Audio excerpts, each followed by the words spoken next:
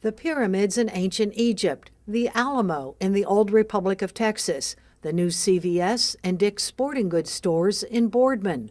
All were built using structural masonry, a construction process nearly as old as civilization. Chicago has the Monadnock building, which is the tallest load-bearing brick structure in the United States at 215 feet tall. When the landmark building was completed in 1893, it was the world's largest office building.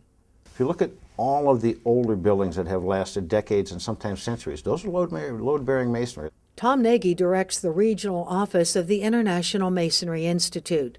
The nonprofit labor management organization trains union bricklayers and allied craft workers and educates contractors, architects, and engineers. Our role in the industry is to encourage the best use of masonry and have everyone understand all the same best practice knowledge. With structural masonry, cement block products filled with grout and reinforcing bars carry the load of a building, the floor decks, roofing, wind, and seismic loads. On March 20th, Nagy will present tips for optimizing structural masonry at a lunch and learn hosted by the Builders Association of Eastern Ohio and Western Pennsylvania. The free event is offered to architects, engineers, and members of the builders. It will take place at the Avalon Country Club at Squaw Creek. They'll be able to interact from the designer's perspective and the contractor's perspective.